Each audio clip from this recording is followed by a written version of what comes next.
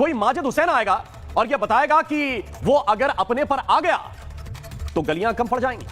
कहने का मतलब क्या है कि वो इतना दौड़ाएगा कि भागने के लिए गलियां कम पड़ जाएंगी। फिर क्या करेंगे आप?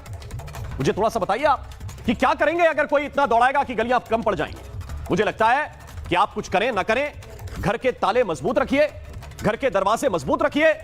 हो सकता है कि आप ऐसे लोगों से बच जाएं, क्योंकि मुझे नहीं लगता कि इसके अलावा आप कुछ भी कर सकते हैं या कुछ भी कर पाएंगे। इसलिए मैं आपसे यह कहना चाहता हूं कि कोई अगर आपको गलियों में दौड़ाए तो थोड़ा सा सावधान रहें, सतर्क रहें। अगर आप कुछ नहीं कर पाएंगे तो कम से कम अपनी जान बचाने के रास्ते तो निकाल ही सकते हैं ना। और शायद इसीलिए ये धमकीबाज जो मर्जी बोलते हैं, क्योंकि आप बहुत शांत दिमाग के हैं, सामान्य लोग हैं, और इसलिए ये धमकीबाज कुछ भी बोलकर निकल जाते हैं। और ये सिर्फ माजिद की बात नहीं है। कोई हुमायूं उठेगा और ये बताएगा कि पहले वो अपने 100 लोगों को मरवाएगा, फिर 100 के जवाब में 500 को मार डालेगा। वो मर जाएगा, मार डालेगा, लेकिन बाबरी मस्जिद जरूर बनाएगा, जरूर बनाएगा। इतना ही नहीं, वो आपको बढ़ती हुई आबादी का डर भी धीरे से दिखाएगा। आपको धमकाएगा ये बताते हुए कि बंगाल में हमारी आबादी बहुत ज्यादा है। वो बताएगा कि पहले 33% थी, अब 37% है, और थोड़ा रुक जाओ तो ये 40 को भी क्रॉस कर जाएगी। और उसने ये भी कहा कि हमें रोकने की कोशिश करोगे तो रोक नहीं पाओगे।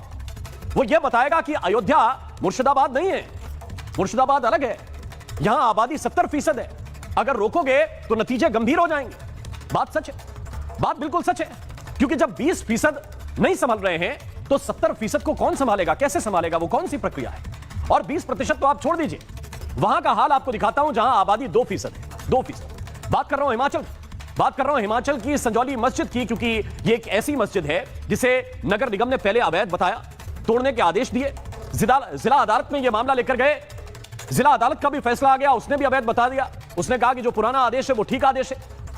और वहां कोर्ट की रोक के बावजूद अभी क्या हो रहा है, नमाज हो रही है और नमाज को लेकर हंगामा हो रहा है, भारी भरकम प्रदर्शन हो रहा है। वहां कांग्रेस पार्टी की सरकार है, यह मामला हाई कोर्ट में है, उच्च न्यायालय के फैसले का इंतजार किया जा रहा है। इसके बावजूद मस्जिद की जिद पाले हुए लोग मान नहीं रहे हैं। वहां दोनों तरफ से हंगामा जारी है, न सरकार प्रशासन कुछ कर पा रहा है और ना ये लोग मानने के लिए तैयार है। तो बात तो सच्ची है कि जब 2% आबादी के सामने प्रशासन, सरकार, ये सब बौने साबित कई बार हो जाते हैं, तो 40% वाले और 70% वाले ये लोग झूठ थोड़ी बोल रहे हैं। ये जो कह रहे हैं मैं तो मान लेता हूं कि वो सच कह रहे हैं। गलियां कम पड़ जाएंगी भाई। और आज मैं ये बात किसी गुस्से में, किसी क्रोध में नहीं कर रहा हूं। आज मैं ये बात चिंता में कर रहा हूं कि ऐसा हुआ तो क्या होगा। और मेरे साथ आपको भी चिंतन करना पड़ेगा कि जो ये कहने वाले हैं अगर करने पर उतर आए तो क्या क्या करेंगे, क्योंकि इनके जो रहनुमा हैं, इनके जो बड़े लोग हैं, वो तो पता नहीं क्या क्या बोल रहे हैं। वो बता रहे हैं जुल्म होगा तो जिहाद होगा, जिंदा कौम मुर्दा कौम, तैयार रहना पड़ेगा, पता नहीं क्या क्या कहानियां सुना रहे हैं। और दूसरी तरफ वो हालात भी देखिए जिनके ऊपर नियंत्रण की जिम्मेदारी है, वो क्या कर रहे हैं। वो या तो नाकाम है या जानबूझकर हाथ पर हाथ धरे बैठे हैं। बंगाल में ये खुलेआम ऐलान चल रहे हैं, लेकिन टीएमसी की सरकार है, ममता बनर्जी, उनके लिए वोट बैंक प्राथमिकता है, वो तुष्टीकरण के लिए आराम से सुन रही है, उनकी सरकार भी आराम से सुन रही है। हिमाचल में कांग्रेस कार्रवाई के नाम पर खामोश है। हिंदू का वोट भी चाहिए, तो हिंदुओं पे भी जो संगठन वहां प्रदर्शन कर रहे हैं उन पे भी कार्रवाई नहीं हो रही। मुस्लिम भी नाराज ना हो जाए, माहौल ना बिगड़े, तो फिर शांत बैठ जाएंगे, ना कुछ करेंगे, ना किसी को रोकेंगे।